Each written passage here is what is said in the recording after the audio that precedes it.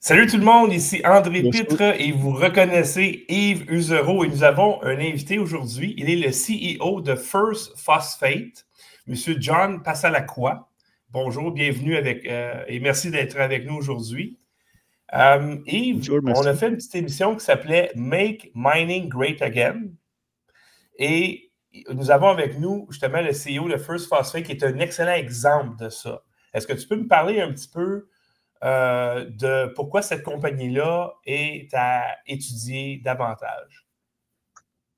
En gros, avant de parler un peu de la compagnie, André, c'est juste continuer un petit peu. J'ai montré dans les derniers mois que j'ai montré un paquet d'analyses de graphiques qui vient prouver qu'on commence un cycle séculaire haussier. Il faut se souvenir que pendant 15 ans, le cycle minier, le cycle des ressources, on était dans un cycle baissier séculaire qui a duré 15 ans, qui est en train de flipper. Il a commencé un peu dans les derniers mois. Puis on est juste au tout début d'un cycle haussier un peu par rapport à ça. Puis on le voit dans l'indice de Toronto. Regardez la bourse cette année. Toronto a surperformé l'indice aux États-Unis. Puis à mon avis, ça va continuer comme ça pendant des années. Donc, ce que je dis aux gens, c'est intéressez-vous au secteur minier. Je pense que ça va être un secteur autant qui a été très, très difficile dans les dernières années. Ça va être un des secteurs les plus performants. Puis dans cette série-là, André, ce qu'on va essayer de faire, ça va être de présenter, moi, je travaille avec certaines compagnies, je fais des financements miniers. Mon travail, c'est j'essaie de trouver des bonnes compagnies, des vrais projets, OK, qui avancent vers la production, des choses comme ça. Puis First Phosphate, c'est un projet avec lequel j'ai travaillé dans les dernières années. On a fait des financements. Il y a encore un financement sur la table. Les gens pourront écouter la présentation un petit peu de John. Puis, juste pour donner un petit peu plus de viande à ces propos-là, avant de donner la parole à John, je vais montrer, André, si tu peux voir le petit graphique que je veux juste montrer un petit peu aux gens, c'est que dans les projets miniers, il faut savoir dans à quelle étape qu'on est, OK? Parce qu'il y a trois étapes essentiellement. À l'étape de l'exploration, l'étape du développement, puis l'étape de la production ou du mining, OK? Et dans le cas de First Phosphate, on va voir tantôt, c'est un projet, on n'est pas à l'étape de la découverte. La découverte a déjà été faite. Fait que les risques, c'est un projet qui est déjà dérisqué. On est rendu plutôt à un niveau avancé, puis on est à l'étape de faire la faisabilité, les permis environnementaux et bâtir le financement pour partir la mine. Fait que ça, c'est très important à comprendre. L'autre élément, je montre le graphique ici, André, si tu as la chance de le montrer, qui va être la pyramide de risque de l'investissement minier. Essentiellement, c'est les trois étapes que j'ai montrées. Tu as les producteurs, tu as les développeurs, tu as les explorateurs. Puis ici, dans le cas présent avec First Phosphate, on parle d'un projet qui est à l'étape de développement. Ils sont en train de travailler pour sortir la faisabilité. Ils ont sorti une étude économique qui a donné des chiffres impressionnants, je pense de 2 milliards là, de net present value, avec un taux de rendement interne là, de 30, 35-37 qui est quand même très fort. Puis, je dis souvent aux gens, ben, les gens, ils aiment beaucoup l'or qui est rendu élevé, tout ça. Ben, la grosse anomalie actuellement, où ce que c'est très intéressant pour s'enrichir plus, c'est plutôt d'acheter la ressource qui est en terrain parce que on n'a pas les multiples d'évaluation qu'on a dans un bull market. Parce que le bull market, il vient de commencer. On est juste un peu au tout début. Et ça, c'est un processus qui prend des mois, des années. Fait que les gisements qui sont encore sous-évalués, ben, vont offrir probablement beaucoup plus de potentiel que d'acheter du matériel seulement. Puis le dernier graphique que je montre ici, c'est une comparaison avec le cuivre, un ratio sur l'or. Dans le fond, ce que je veux montrer aux gens, c'est que les métaux industriels, ils sont très, très cheap actuellement par rapport au prix de l'or. Le prix de l'or va continuer à monter. Donc, le prix de l'or nous montre le chemin que le reste des commodités va suivre un peu dans les prochains mois, les prochaines années. Ça, c'est très important à comprendre. Et c'est ça, les deux, peut-être les deux derniers ici qu'on voit, c'est une notion de cycle. C'est le ratio de l'indice de Vancouver divisé sur l'indice des matières premières. Puis on voit que pendant 15-18 ans, on était dans un cycle baissier en termes réels. On était dans un cycle haussier en vert dans les années 2000. Et à mon avis, on vient de commencer un cycle haussier. Juste, ça fait quelques semaines environ. Donc, ça va être quelque chose de très intéressant dans un cycle haussier. Qu'est-ce qu'il faut faire? C'est de chercher des projets de qualité, puis d'embarquer dans quelque chose qui, on peut dire, qui est très sous-évalué. Donc, c'est ça qui est assez intéressant. Puis, je montre à titre d'exemple un autre success story au Québec. Durant le dernier bull market qu'on a eu en 2020, lorsqu'il y a eu une création monétaire importante et tout ça, bien, les bons projets qui ont des ressources, des projets avancés, comme Nouveau Monde Graphite, Le titre est parti de 2 il a monté à 27 Il a fait un fois 14 en 6 mois. C'est juste pour montrer un exemple d'un projet avancé, qu'est-ce que ça peut faire lorsque le secteur est en train de monter. Mais l'argent a tendance à aller dans les meilleurs projets et les projets avancés. Fait que moi, ça va être tout pour le moment. Je vais laisser la parole à John. OK. Oui, bonjour tout le monde. Est-ce qu'on a ma présentation ou comment est-ce que je vais montrer? Vous pouvez y à aller, l'écran. puis oui, on va les mettre à l'écran après, nous autres. Ah, OK. Non, Donc, John. je parle comme si c'était avec ma présentation. Alors, la première chose, c'est que nous, on est au Saguenay-Lac-Saint-Jean. Vous parlez de Make Mining Great Again. Si tout le monde qui connaît le Saguenay-Lac-Saint-Jean, vous savez que c'est déjà magnifique. On ne peut pas inventer mieux que ça. Mais le Saguenay-Lac-Saint-Jean, normalement, c'était deux industries. C'était vraiment l'aluminium, OK, en tête de Rio Tinto. Et puis, c'était aussi le forestier. Comme vous savez, le forestier a un peu de problèmes dernièrement. Et donc, il y a toujours une grande base de personnes qui sont très actives, là, de beaucoup d'entrepreneurs, de beaucoup de travailleurs et beaucoup d'industries, mais il y a besoin d'une nouvelle industrie. Et il n'y a pas une meilleure industrie d'implanter au Saguenay, c'est où ils ont disons, l'avantage compétitif, que c'est vraiment dans ce phosphate qu'on trouve seulement en Amérique du Nord. Ici, c'est un phosphate de rochinier qu'on trouve seulement au Saguenay-Lac-Saint-Jean. Et nous, on a un gisement très, très important qui se trouve seulement à 40 km d'Alma, c'est au nord, et se trouve à 60 km de Héberville Station, c'est la station intermodale camion et train, et se trouve à 90 km du port de Saguenay. Donc, on se trouve là dans une région logistique très importante pour le Québec, où il y a déjà tout de bâti grâce à l'implantation du forestier aussi de Rio Tinto. Donc, il y a tous les éléments pour le bâtissage d'une nouvelle industrie très importante à base de phosphate. Alors, le phosphate, c'est quoi? Vous connaissez peut-être le phosphate dans l'agriculture, mais ça, ce n'est pas le phosphate pour l'agriculture. Le phosphate pour l'agriculture est issu d'une roche sédimentaire et ce n'est pas assez pur pour faire beaucoup d'acide phosphorique purifié, que c'est ce qui rentre dans les batteries lithium fer phosphate, LFP, qui sont les batteries qui vont dominer l'électrification du monde entier. Elles représentent déjà les 80% des batteries au monde entier. Mais avec cette roche-là ignée, elle est très, très pure, elle n'a pas beaucoup de contaminants. On arrive à faire beaucoup d'acide phosphorique purifié. Le 100% de en acide phosphorique purifié. Pour nous, c'est très, très important. Et pourquoi? Parce que ça veut dire qu'on ne doit pas les jouer dans les marchés commoditisés des fertilisants. Et donc, on est directement dans l'industrie de la haute technologie. On fait l'acide directement pour les batteries LFP. Et c'est là où il y a la grande croissance. On va avoir une croissance d'un facteur de 10. Si vous montrez à un moment donné le slide là, c'est le slide 4, vous allez voir que pour la transition énergétique, le premier minéraux le plus important, c'est le cuivre à cause de tous les fils qu'il faut. Mais le deuxième, c'est vraiment le phosphate. Et c'est le phosphate à cause de ces piles-là, lithium fer phosphate. Et ces piles-là sont très, très importantes. Et on ne parle même pas de véhicules électriques, on parle de data centers pour l'intelligence artificielle, pour les applications pour les cryptos, pour tout ce qui est les grands data centers où ils ont besoin d'une courante qui rentre, qui soit stable. Tout ça passe par batterie LFP et c'est aussi emmagasiné dans les piles. Même chose quand on a au Québec, par exemple, on a de grands barrages, on a maintenant beaucoup d'éoliennes et aussi beaucoup de photovoltaïques solaires qui dépassent. Et donc, on doit emmagasiner cette énergie-là. Et pour emmagasiner cette énergie-là, il faut de grands stockages d'énergie. Et tout ça, c'est comme à base de batteries LFP. Mais ce n'est pas juste dans les grandes concentrations qu'il faut ça. C'est aussi dans nos maisons. S'il y a quelques-uns d'entre vous qui avez des batteries pour le stockage énergétique, soit à votre chalet qu'à votre maison, si vous avez une voiture électrique, il faut des panneaux pour emmagasiner l'électricité. Même ces petits panneaux-là sont à base de LFP. L'autre chose, tout ce qui est la petite robotique, la mécanisation, tout ça, c'est à base de LFP. Et ça, c'est aussi un thème très, très important. Pourquoi? Parce que maintenant, à cause du long-shoring, là, le renouvellement de l'industrie industrialisation en Amérique du Nord grâce au président Trump, qui c'est vraiment son mandat. Il veut ramener toute toutes les usines en Amérique du Nord, ben, toutes ces usines-là vont être à base de mécanique robotique qui vont être les plus modernes du monde entier. Et tout ça, tous les robots, toute l'automatisation, c'est à base vraiment de la batterie LFP. Donc, c'est très, très important de pouvoir, en Amérique du Nord, faire beaucoup d'acide phosphorique pour ces piles LFP.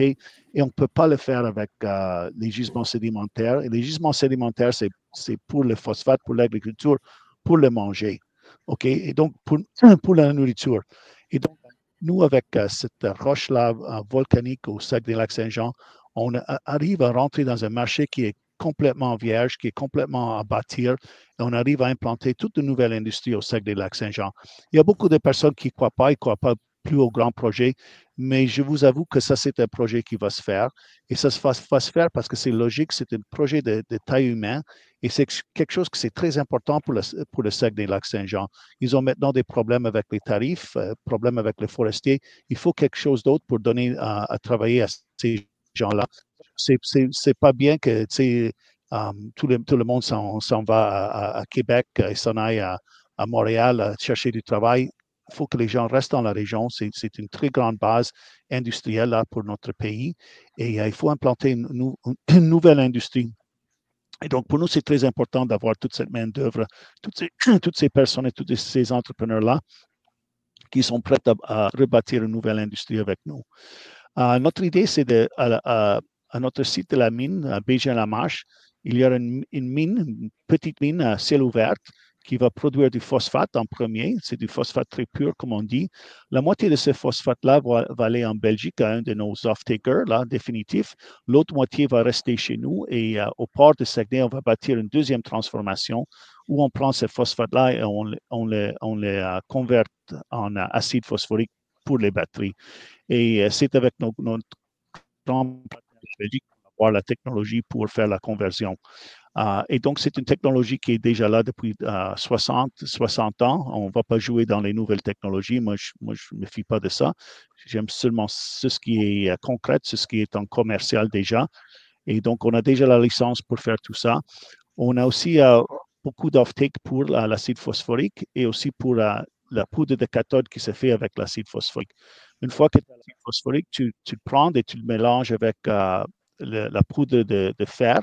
On a aussi du fer qui vient de notre gisement de la Marche. Et donc, ce fer-là va aller aux États-Unis, va être converti en poudre de fer, va nous revenir. Et avec ce fer-là et le phosphate, l'acide phosphorique, on va faire la poudre de cathode LFP. Et on a déjà plusieurs clients qui s'intéressent pour cette poudre-là au niveau nord-américain. Donc, c'est très, très important de comprendre c'est quoi l'avantage compétitif du Québec et où est-ce qu'on se place là-dedans. Ben, tu as une ressource là, le phosphate de roche ignée qui est tout souvent au Saguenay-Lac-Saint-Jean. Donc, ça, c'est un avantage compétitif. Tu ne peux pas recréer ça nulle part ailleurs en Amérique du Nord ou dans le monde entier. Et donc, nous, on est là où la roche, elle est proche de nous et on a toute cette industrie-là qui veut se renouveler. Et donc, on peut vraiment créer quelque chose de très grand, mais pour toute l'Amérique du Nord. On ne parle pas juste d'une petite industrie locale, mais c'est une industrie là d'exportation, une grande industrie qui donne vraiment un grand renouvellement à la région du Saguenay-Lac-Saint-Jean. J'espère qu'un jour, on parlera du Saguenay-Lac-Saint-Jean, comme on parle de l'aluminium, on parlera aussi du phosphate et de la batterie LFP, on parlera aussi de First Phosphate. C'est très ambitieux, mais je pense qu'on y arrivera. Je ne sais pas si vous avez des autres questions, peut-être André et Yves. Oui, moi j'avais une question. Quand vous parlez d'emploi, une mine comme la vôtre, ça peut employer combien de personnes une fois qu'elle est up and running, là? Ben, je pense que ça dépend aussi avec les nouvelles technologies, mais j'imagine entre 100 et 200 personnes immédiatement, directement à la mine. Et puis toutes sortes d'embauches autour. Peut-être ça arrive jusqu'à un millier, quelque chose de même, avec tout l'impact économique. Parce que puis tu as les camionneurs, tu as toutes sortes, tu as les coiffeurs, tu as toutes sortes de renouvellements là, de l'industrie. Ils ont beaucoup besoin de renouvellement dans le coin où on est. On est dans le coin de Bégin-la-Marche. Je ne sais pas si vous avez jamais été. C'est juste à la fin du monde, comme on pourrait dire, la fin de la municipalité. Et c'était un ancien poste du forestier. Et maintenant, ils ont besoin beaucoup de renouvellement dans ce coin-là. Donc, tout le monde est très content d'avoir une bonne industrie là qui appuie, qui est verte, qui donne du travail à du monde. John, j'ai une petite question. Tantôt, tu as parlé de quelque chose d'important qui s'appelle des off-take agreements. Il y a peut-être des auditeurs qui ne savent pas c'est quoi. Je vais juste donner un petit, grosso modo, c'est quoi? C'est qu'il y a c'est des contrats d'approvisionnement, OK, qui sont signés à long terme, où ce que les clients, ils vont tester le matériel, puis ils disent, parfait, on l'a testé, puis on en veut, on signe, on se met au bâton, puis on signe un contrat d'engagement avec ça. C'est très important. C'est ça qui permet de sécuriser les autres étapes pour aller chercher le financement. Puis John, avec qui vous avez signé ces contrats-là? Oui, donc on a signé ces contrats-là avec la plus grande compagnie de phosphate en Europe. Et on a signé ces contrats-là quand on est encore toujours dans le stade du PEA, l'évaluation économique. Normalement, ces contrats-là se signent une fois que tu as ta faisabilité de fait, mais nous, on a de ça. Et on le fait aussi, ce sont des contrats définitifs. Ça veut dire que c'est bankable, tu peux aller à la banque et tu peux te faire financer avec. Et donc, ces contrats-là représentent comme 25% du matériel de la mine et 35% du matériel de l'usine d'acide phosphorique purifié. Et ce sont pour le 2029 et ce sont bancables, ce sont définitifs. C'est très bien. C'est très bien, mais ce que je veux juste préciser, ce que les gens ne savent pas, c'est que habituellement, First Phosphate, c'est quoi, ça roule depuis quoi, 2, 3 ans, c'est public, ça fait en très peu de temps, ils sont rendus à une phase très avancée. C'est rare ça, d'avoir des ententes d'approvisionnement un peu comme ça qui sont déjà signées avec le top producteur au monde pratiquement. Fait que c'est déjà, ça c'est déjà très bien. Il reste encore les étapes avancées, la faisabilité, les permis, tout ça. Mais il faut juste reconnaître qu'en très peu de temps, je parlais avec un expert, OK, qui connaît bien, qui est un actionnaire de la compagnie hier, puis il me disait, il dit, faut donner leur crédit au management. Il dit, ils ont fait en 2 ans qu'est-ce que tout le monde, ça leur prend 7, 8 ans à faire. Fait qu'ils ont un fast track au niveau opérationnel à date. Ça va très bien. Oui, en fait, merci Yves, mais pour nous, il faut aller vite parce qu'on est dans les minéraux critiques et stratégiques. Il les faut le plus vite possible. Et aussi, nos produits d'achat sont vraiment pour les investissements. Il faut que dans 2 ans, on fasse notre faisabilité et puis encore 2 ans pour bâtir la mine. C'est une mine à ciel ouvert. C'est pas si compliqué là. C'est comme un grand pit de gravier, une grande fosse de gravier. Et donc, dans 4 ans, on veut avoir ouvert la mine. C'est très ambitieux. Jusqu'à maintenant, on était très ambitieux. Tout le monde disait que c'était folie. Et on y est arrivé. Je ne sais pas jusqu'à quel point la chance va nous suivre, mais jusqu'à maintenant, ça va bien. Mais c'est aussi nous qui rendons possible le futur, l'avenir. On ne se laisse pas avoir, on continue possible parce qu'on voit ça comme une matière technologique. Et comme vous savez, la technologie, elle va vite. Donc, il faut que nous allions vite aussi. Jean, comment on fait pour la compagnie, je veux dire le projet, la valeur, l'étude économique, on parle de quoi comme chiffre, la valeur de ça, puis l'investissement, le CAPEX de départ pour décoller la mine, c'est combien? Oui, OK. Donc, il faut comprendre aussi qu'il y a 3 phases là, dans le cycle de cette compagnie. La première, c'est vraiment la mine. La mine, c'est un PEA, c'est un NPV, là, qu'on dit en anglais, de 2,1 milliards de dollars canadiens. Et il faut comme 650 millions pour bâtir la mine. Ça serait payé en moins de 3 ans, je pense que c'est 2,8 ans. Et puis, il y a le IRR, que c'est le taux de rendement, c'est comme 37%. Donc, ça, c'est la mine. C'est très constructif, ça. Au niveau de la deuxième transformation, ben, on va vendre la moitié du matériel à travers le port de Saguenay. Ça va aller en Europe, en Belgique, OK, mais l'autre moitié du matériel, ça va rester chez nous. Et on va bâtir une usine d'acide phosphorique purifié au port de Saguenay avec la technologie plus avancée du monde entier, de Préon, de la Belgique. Et cette usine-là, c'est un autre IRR de plus de 2 milliards de dollars, mais ça, c'est en chiffre américain, donc tu pourrais dire presque 3 milliards 3 milliards canadiens. Et là, c'est aussi une IRR là, de plus de 40%. Et ces usines-là sont fantastiques. Là. Une fois que tu l'as bâti là, avec un peu de manutention aussi, parce qu'on a la roche très, très pure, ça ne prise pas les équipements, tu l'as pour au moins 50 ans. Ça serait vraiment un joyau là, pour le Québec. Ce serait comme avoir une usine d'aluminium. Ça, c'est la deuxième transformation. Donc, tu as 2 NPV, tu as 2 IRR. Et puis, la troisième, c'est où tu fais ton matériau de cathode. Là. Tu prends cette phosphate-là, tu fais le matériau de cathode, le phosphate de fer ou le lithium fer phosphate. Et ça a tout un autre IRR très important. John, côté support, on pourrait dire institutionnel et gouvernemental, comment ça se passe à ce niveau-là? Est-ce que autant la communauté, le provincial, le fédéral, vous avez les appuis un peu de tout le monde? Ben, oui, et c'est ce qui s'est manifesté là dans les dernières élections. C'était le meilleur scénario pour First Phosphate. Et c'est quoi ça? C'est-à-dire, ben, tu as les libéraux qui ont la minorité, mais ils ne peuvent pas gouverner avec le NPD parce que le NPD n'a même pas le statut de parti. Mais tu as le Bloc québécois qui est très fort au Québec et les libéraux vont avoir besoin du Bloc pour pouvoir gouverner, pour pouvoir siéger sur les comités. Et donc, le Bloc, c'est quoi la politique du Bloc? Ça, c'est important parce que le Bloc va avoir de force d'échange. Ils vont échanger matière et d'autres avec les libéraux. Donc, c'est quoi la politique du Bloc? Tu dois regarder dans le cas des ressources naturelles. Peut-être vous pouvez jouer là, si vous avez le clip de YouTube. Mm-hmm. Canada has a substantial supply of critical minerals, which are in high demand. Are you in favor of allowing these minerals to be mined? Of course. It has to be done properly. Quebec has probably the most important clean phosphate reserves in North America.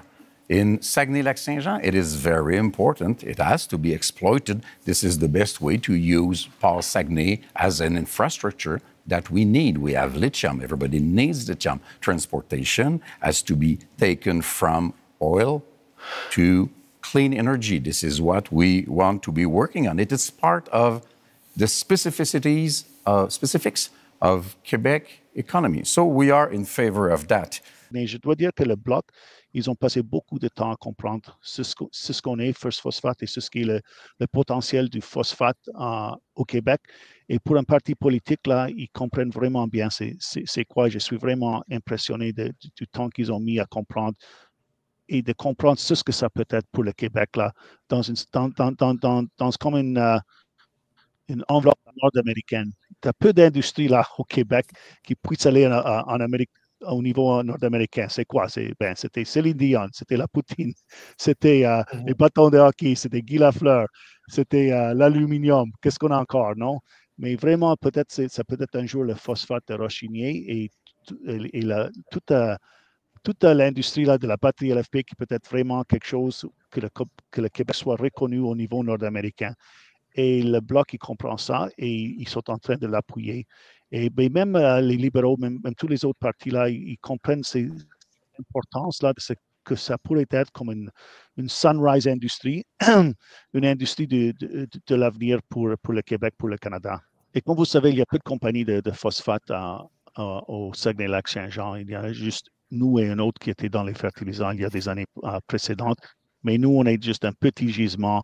On est juste là concentré juste pour la batterie LFP, juste pour l'avenir de l'Amérique du Nord. Et donc, on est très chanceux d'avoir cette reconnaissance politique. Si vous savez aussi, au niveau québécois, il y a 1 an, le phosphate est rentré comme minéraux critique et stratégique et quelques mois d'après, c'est rentré dans la liste aussi canadienne. Donc, les politiciens, les ministères là, des ressources naturelles commencent à comprendre le grand, immense potentiel qu'on a ici. Mais on ne fait pas ça sans de bonnes compagnies qui développent. Ce n'est pas le gouvernement qui ne développe rien. C'est le job du gouvernement, c'est d'appuyer et de ne pas mettre le bâton dans les rues. Et nous, notre job, là, c'est de bâtir, de faire de bons entrepreneurs de bâtir. C'est ça. Donc, comment se classe le gisement de First Phosphate? Parce qu'il y a quand même d'autres gisements de phosphate sur la planète. Mais c'est quoi la caractéristique de celui-là? Puis comment il se classe en termes de grade par rapport aux autres? Puis en termes de coût d'opération, est-ce qu'il va être dans la moyenne ou tout ça? Oui, ça, c'est une autre question très, très importante. Si tu vas sur notre slide 5, là, tu verras toutes les qualités du phosphate dans le monde entier. La première section, les bleus, c'est vraiment la roche ignée. Et donc, de tous les phosphates au monde entier, seulement le 5% c'est de la roche ignée. Et la plus haute teneur, ça a été achevé par First Phosphate à 41% PDO5. Juste pour que vous sachiez, le 41% de PDO5 phosphate, c'est comme presque 100% pur phosphate.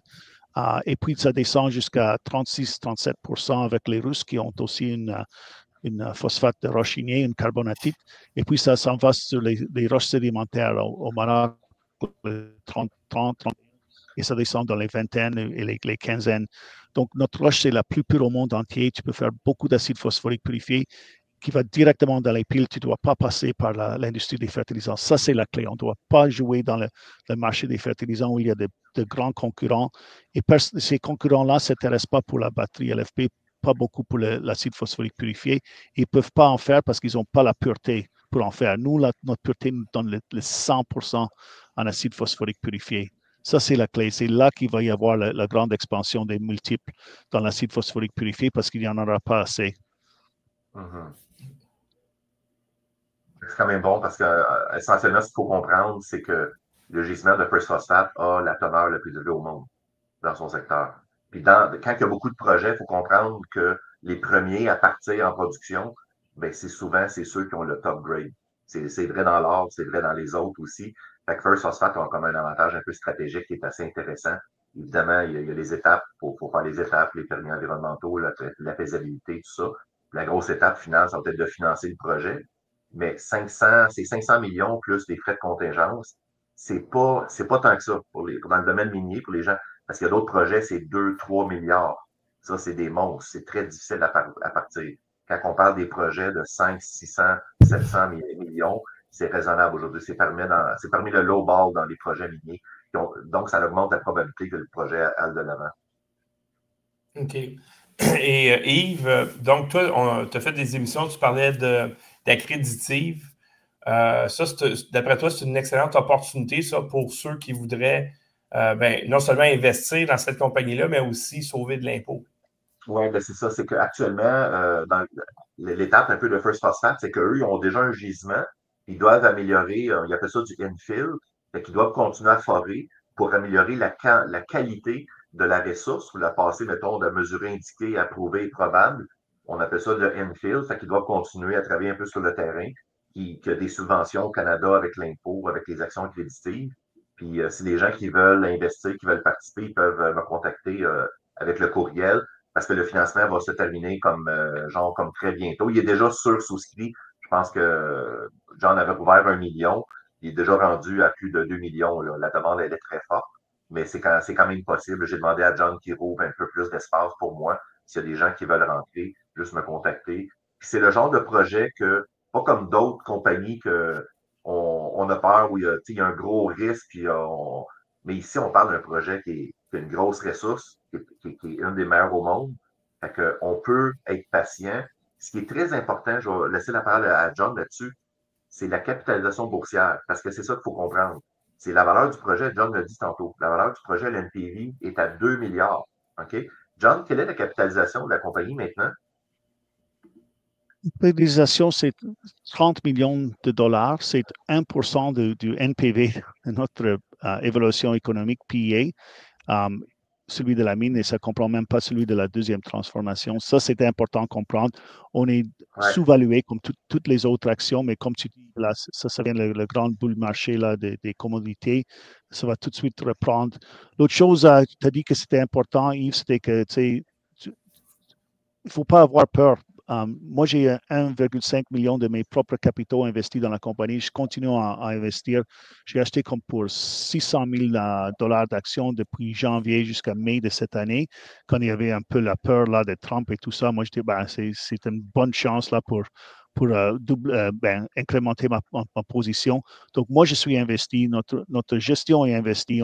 Notre conseil d'administration est investi. On a le 33% des actions. L'autre 33%, c'est avec les family office et avec nos bons investisseurs. Il y a juste le 33% qui se trouvent en bourse, que c'est difficile d'acheter parce qu'il n'y en a pas beaucoup.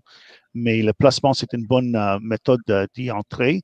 Et comme tu dis, là, c'est assez serré l'actionnariat. On a même notre Première Nation avec qui on a une entente de collaboration. Ils ont l'1% de la compagnie. Donc, tout le monde est bien investi. Là, c'est une famille chez First Phosphate. Si vous vous ajoutez à notre famille, vous pouvez toujours m'interpeller. Je suis toujours disponible pour n'importe quelle question.